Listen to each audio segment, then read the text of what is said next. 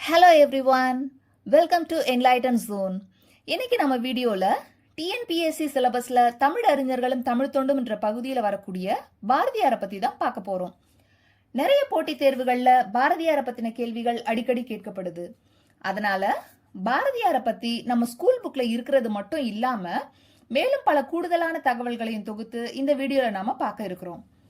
மகாகவி சுப்பிரமணிய பாரதியார், இவருக்கு இந்த பெயர் எப்படி வந்ததுன்னா, இவருடைய இயற்பெயர் சுப்பையா என்கிற சுப்பிரமணியன். இவரது சிறப்பு பெயர் மகாகவி. மகாகவி என்ற இந்த பட்டத்தை இவருக்கு வழங்கியவர் வா ரா, அதாவது வா ராமசுவாமி ஐயங்கார். இது பழைய டிஎன்பிஎஸ்சி எக்ஸாம்ல கேட்கப்பட்ட ஒரு கேள்வி. பாரதியாருக்கு மகாகவி என்ற பட்டத்தை வழங்கியவர் யார்? பாரதியாருக்கு மகாகவி என்ற பட்டத்தை வழங்கியவர் வா ராமசுவாமி ஐயங்கார்.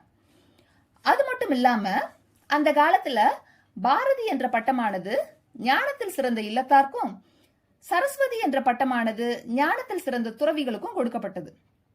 அந்த வகையில பாரதியார் சின்ன வயசுலேயே கவி பாடுறதுல சிறந்து விளங்கினதுனால இவரது கவி பாடும் திறமையை வியந்து பாராட்டி எட்டயபுரம் மன்னர் மற்றும் புலவர்களால இவருக்கு கலைமகள் என்று பொருள் தரக்கூடிய பாரதி என்ற பட்டம் வழங்கப்பட்டது. அதனால இவரது இயற்பெயர் மற்றும் சிறப்பு பெயரோட எட்டயபுரம் மன்னர் இவருக்கு வழங்கிய சிறப்பு பட்டமான பாரதி, இவை மூன்றும் சேர்ந்துதான் இவருக்கு மகாகவி சுப்பிரமணிய பாரதியார் என்று பெயர் வர காரணமாயிற்று. அடுத்ததா புனைப்பெயர்னா என்னன்னா, ஒரு எழுத்தாளர் தனக்கு தானே வைத்துக் கொள்ளும் பெயர். அதாவது ஒரு படைப்பாளி ஏதோ ஒரு காரணத்துக்காக தனது உண்மையான பெயரை பயன்படுத்தாம வேறு ஒரு பெயர்ல தனது படைப்புகளை வெளியிடலாம். அவ்வாறு பாரதியார் பயன்படுத்திய புனைப்பெயர்கள்லாம் என்னென்னு பார்த்தோம்னா, காளிதாசன், சக்திதாசன், சரஸ்வதி, சீசு பாரதி, சின்னசாமி சுப்பிரமணிய பாரதி என்பதன் சுருக்கம்தான் இந்த சீசு பாரதி. வேதாந்தி, உத்தம தேசாபிமானி, செல்லிதாசன், அதாவது ஆங்கில கவிஞர் ஷெல்லி மீது கொண்ட பற்றின் காரணமாக இவர் தன்னை செல்லிதாசன் என்று அழைத்துக் கொண்டார். இதுவும் டிஎன்பிஎஸ்சி எக்ஸாம்ல கேட்கக்கூடிய ஒரு கேள்வி. செல்லிதாசன் என்று தன்னை கூறிக்கொண்டவர் யார்? செல்லிதாசன் என்று தன்னை கூறிக்கொண்டவர் பாரதியார். எலசை சுப்பிரமணியன், ரிஷிகுமாரன், சாவித்ரி, நித்யதீரர், இதெல்லாம் பாரதியாருடைய புனைப்பெயர்கள். அடுத்ததா சிறப்பு பெயர்னா என்னன்னா, ஒருவரது அலுவல் முறை பெயருக்கு மாற்றாகவோ அல்லது இணையாகவோ கொடுக்கப்படும் விவரிப்பு பெயர் தான் சிறப்பு பெயர். அந்த வகையில பாரதியாருடைய சிறப்பு பெயர்கள்லாம் என்னென்னா, தேசிய கவி, மகாகவி, சீட்டுக்கவி, விடுதலை கவி, புது கவிதையின் தந்தை, தற்கால தமிழ் இலக்கிய விடிவெள்ளி, ஞானரதம், எட்டயபுர ஏந்தல், பாட்டுக்கொரு புலவன், சிந்துக்கு தந்தை, நீடு துயில் நீங்க பாடி வந்த நிலா, புதிய அறம்பாட வந்த அறிஞன், முண்டாசு கவிஞன். எக்ஸாம்ல சிறப்பு பெயர்களை ஆசிரியர்களோடு பொறுத்துக்கன்னு சொல்லி தேசிய கவி, புரட்சி கவி, காந்திய கவிஞர்னு கொடுத்திருக்காங்க. இதுல தேசிய கவின்றது பாரதியாரையும், புரட்சி கவின்றது பாரதிதாசனையும், காந்திய கவிஞர்ன்றது நாமக்கல் கவிஞரையும் குறிக்கும்.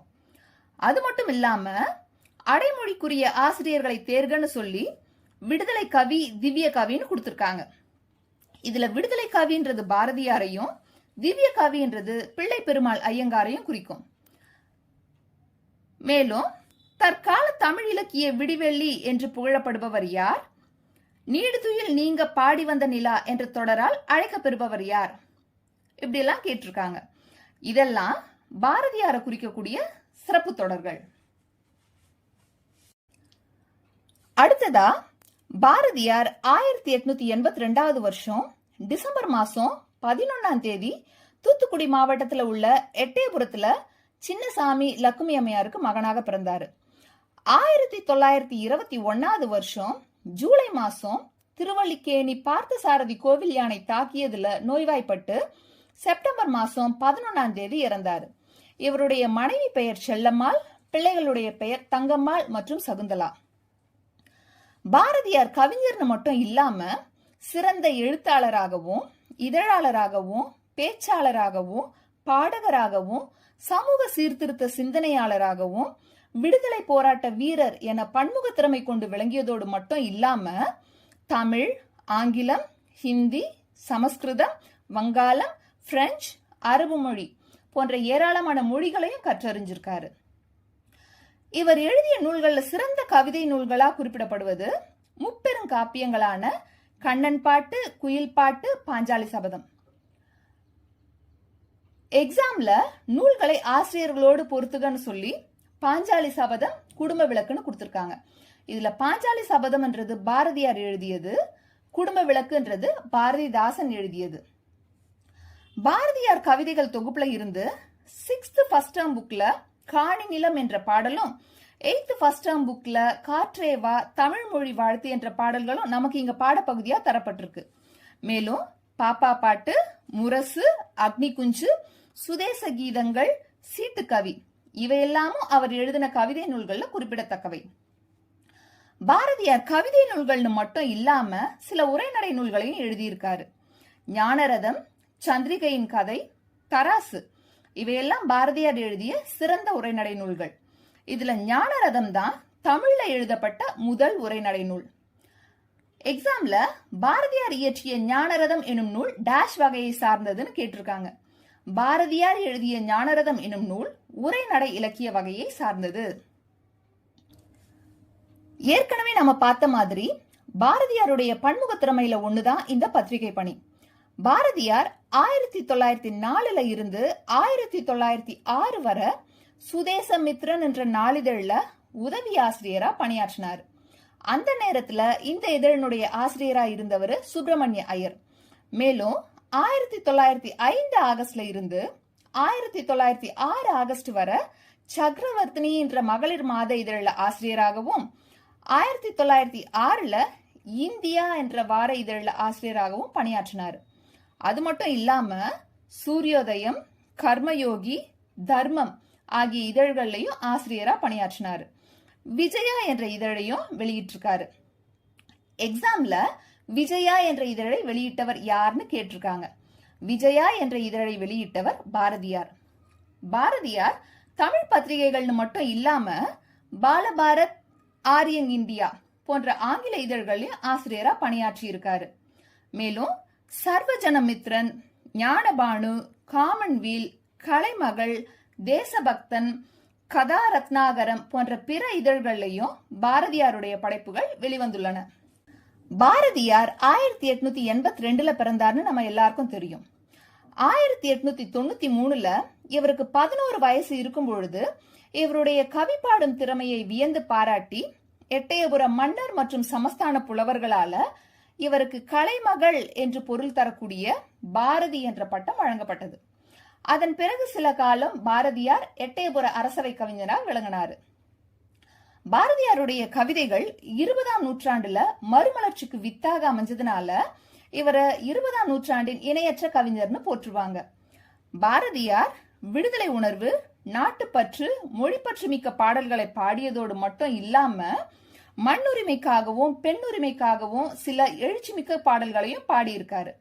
சென்னையில ஜனசங்கம் என்ற அமைப்பை தோற்றுவிச்சிருக்காரு. அமெரிக்க கவிஞர்களான வால் விட்மன், கலீல் ஜிப்ரானை பின்பற்றி தமிழ்ல வசன கவிதை எழுதினாரு. இதையும் எக்ஸாம்ல பாரதியார் யாருடைய சாயல்ல வசன கவிதை எழுதிட தொடங்கினார்னு கேட்டிருக்காங்க. பாரதியார் அமெரிக்க கவிஞரான வால் விட்மன் அவர்களை பின்பற்றி தமிழ்ல வசன கவிதை எழுதினாரு. வசன கவிதைனா என்னன்னா உரைநடையையும் கவிதையையும் இணைத்து யாப்பிற்கு அப்பாற்பட்டு உருவாக்கப்படும் கவிதை வடிவம் தான் வசன கவிதை. இத தமிழ்ல இந்தியா என்ற இதழில முதல்ல அறிமுகப்படுத்தியவர் பாரதியார். கவிதையில சுயசரிதை எழுதிய முதல் கவிஞரும் இவர்தான். தன் கவிதைகளின் வழியை விடுதலை உணர்வை ஊட்டியதோடு மட்டும் இல்லாம தன்னுடைய பாடல்களுக்கு தானே மெட்டமைத்தவர். மேலும் கவிதை மரபையே மாற்றி எளிய மக்களும் எளிதில் புரிந்து கொள்ளக்கூடிய வகையில கவிதை இயற்றியவர் பாரதியார். அவர் இயற்றிய கவிதைகள்ல நாம் அடிக்கடி பார்த்தோம், கேட்டோம், படித்தோம் இருக்கக்கூடிய சிறந்த தொடர்களை தான் இங்க நாம பார்க்க இருக்கிறோம். வானையளப்போம், கடல் மீனையளப்போம், சந்திர மண்டலத்தியல் கண்டு தெளிவோம், கல்வியில் சிறந்த தமிழ்நாடு, புகழ் கம்பன் பிறந்த தமிழ்நாடு என்ற தொடர்களின் மூலம் அறிவியல் மற்றும் கல்வி குறித்து பாடியுள்ளார். பிற நாட்டு நல்லறிஞர் சாத்திரங்கள் தமிழில் மொழிபெயர்த்தல் வேண்டும், யாமறிந்த மொழிகளிலே தமிழ் மொழி போல் இனிதாவது எங்கும் காணோம் என்ற தொடர்களின் மூலம் தமது மொழி பற்றை வெளிப்படுத்தியுள்ளார். செந்தமிழ் நாடெனும் போதினிலே இன்பத் தேன் வந்து பாயுது காதினிலே. வள்ளுவன் தன்னை உலகினுக்கே தந்து வான்புகழ் கொண்ட தமிழ்நாடு என்ற தொடர்களின் மூலம் தமது நாட்டுப்பற்றை வெளிப்படுத்தியுள்ளார். யாமறிந்த புலவரிலே கம்பனைப் போல், வள்ளுவனைப் போல், இளங்கோவைப் போல் பூமிதனில் யாங்கனுமே பிறந்ததில்லை. இதில் நம் நாட்டு அறிஞர்களின் பெருமையை பாடியுள்ளார். நெஞ்சையல்லும் சிலப்பதிகாரம் என்றொரு மணியாரம் படைத்த தமிழ்நாடு. இதில் நம் நாட்டு இலக்கிய வளம் குறித்து பாடியுள்ளார். 30 கோடி முகமுடையால் உயிர் மொயம்புற ஒன்றுடையால், இவள் செப்பும் மொழி 18 எனில் சிந்தனை ஒன்றுடையால். ஒன்றுபட்டால் உண்டு வாழ்வு, எல்லோரும் ஓர் குலம், எல்லோரும் ஓரினம் என்ற தொடர்களில் ஒற்றுமை உணர்வு குறித்து பாடியுள்ளார். தர்மத்தின் வாழ்வுதனை சூதுகவும், தர்மம் மறுபடியும் வெல்லும். இதில் தர்மம் குறித்து பாடியுள்ளார். காணி நிலம் வேண்டும் பராசக்தி, காணி நிலம் வேண்டும் என்ற தொடரில் இயற்கையை வர்ணித்து பாடியுள்ளார். மாதர் தம்மை இழிவு செய்யும் மடமையை கொளுத்துவோம் என்ற தொடரில் பெண்ணுரிமை பற்றி பாடியுள்ளார். ஆடுவோமே பள்ளு பாடுவோமே, ஆனந்த சுதந்திரம் அடைந்து விட்டோம் என்று ஆடுவோமே பள்ளு பாடுவோமே என்ற தொடரின் மூலம் சுதந்திர உணர்வை வெளிப்படுத்தி பாடியுள்ளார். எக்ஸாம்ல சந்திர மண்டலத்தியல் கண்டு தெளிவோம் என்று பாடியவர் யார், நெஞ்சையல்லும் சிலப்பதிகாரம் என பாடியவர் யார்னு கேட்டிருக்காங்க. இதெல்லாம் பாரதியாருடைய சிறந்த கவிதை தொடர்கள். அடுத்ததா பிற அறிஞர்கள் பாரதியாரை பாராட்டி கூறிய புகழுரைகளை தான் இங்க நாம பார்க்க இருக்கிறோம். பாரதிதாசன் இவரை புதிய அறம்பாட வந்த அறிஞன் என்றும், தமிழுக்கு தொண்டு செய்வோன் சாவதில்லை, தமிழ் தொண்டன் பாரதிதான் செத்ததுண்டோ என்றும், பாரதியார் ஓர் உலக கவி, அகத்திலே அன்பும் பரந்துயர்ந்த அறிவினிலே ஒளியும் வாய்ந்தோர் என்றும் பாராட்டியுள்ளார். பாட்டுக்கொரு புலவன் பாரதி என்று கவிமணி தேசிக விநாயகனார் பாரதியாரை பாராட்டி கூறியுள்ளார். பாரதியார் ஒரு அவதார புருஷர் என்று பரளிசு நெல்லையப்பர் இவரை பாராட்டியுள்ளார். பாரதியை நினைத்திட்டாலும் சுதந்திரத்தின் ஆவேசம் சுருக்கென்று ஏறும் என்று நாமக்கல் கவிஞர் ராமலிங்கனார் பாரதியாரை பாராட்டியுள்ளார். அடுத்ததா தமிழ் இதழ்கள்ல தமிழ் ஆண்டு, திங்கள் அதாவது மாதம், நாள் இவற்றை முதல்ல குறித்தவர் பாரதியார். தமிழ் இதழியல் துறையில முதலாக கருத்து படங்களையும் கேலி சித்திரங்களையும் அறிமுகப்படுத்தியவரும் பாரதியார் தான். சக்கரவர்த்தினி என்ற மகளிர் மாத இதழ்ல பெண்மை அறிவுயர பீடோங்கும் பெண்மைதான் ஒண்மையுற ஓங்கும் உலகு என்ற குறள் வெண்பாவை எழுதியிருக்காரு. மதுரையில உள்ள சேதுபதி உயர்நிலை பள்ளியில தமிழாசிரியரா பணியாற்றினாரு. 1904 மதுரையில பாரதி எழுதிய தனிமை இரக்கம் என்ற கவிதை விவேகபானு என்ற இதழில வெளியானது. இதையும் எக்ஸாம்ல தனிமை இரக்கம் என்ற கவிதையை எழுதியவர் யாருன்னு கேட்டிருக்காங்க. தனிமை இரக்கம் என்ற கவிதையை எழுதியவர் பாரதியார். அது மட்டும் இல்லாம பாரதியார் சில மொழிபெயர்ப்புகளையும் செஞ்சிருக்காரு. வங்க மொழியில பங்கிம் சந்திர சட்டர்ஜி எழுதிய வந்தே மாதரம் என்னும் தேசிய பாடல தமிழ்ல மொழிபெயர்த்திருக்காரு. பகவத்கீதைய 1912 தமிழ்ல மொழிபெயர்த்தவரும் இவர்தான். மேலும் கலைகளின் உச்சம் கவிதை, அக்கவிதையினை இயன்றவரை பேசுவது போல் எழுதுவதுதான் உத்தமம், அதுவே மானுடத்துக்கு எழுத்தாளர்கள் செய்யும் கடமை என்று கூறியவர் பாரதியார். பாரதியார் பாடல முதல்ல வெளியிட்டவர் கிருஷ்ணசுவாமி ஐயர்.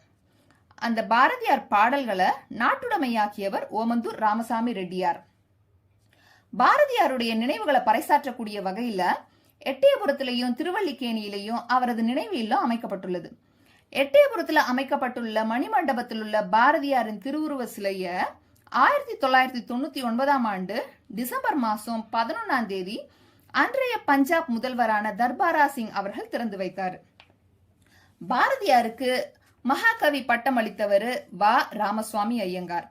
பாரதியாருடைய ஞான குருவா திகழ்ந்தவர் நிவேதிதா தேவி. பாரதியாருடைய அரசியல் குருவா திகழ்ந்தவர் திலகர். பாரதியார் 1882 பிறந்தார். எனவே அவரது நூற்றாண்டு விழா 1982 நாடெங்கும் கொண்டாடப்பட்டதுடன் அதே ஆண்டுல கோயமுத்தூர்ல பாரதியார் பல்கலைக்கழகமும் நிறுவப்பட்டது. எக்ஸாம்ல பாரதியார் பல்கலைக்கழகம் எங்குள்ளதுன்னு கேள்வி கேட்கப்படலாம். பாரதியார் பல்கலைக்கழகம் கோயம்புத்தூரில் அமைந்துள்ளது. பாரதியார் நூற்றாண்டு விழா எந்த ஆண்டு கொண்டாடப்பட்டதுன்னு கேட்கலாம். பாரதியார் பல்கலைக்கழகம் எந்த ஆண்டு நிறுவப்பட்டதுன்னு கேட்கலாம். 1982.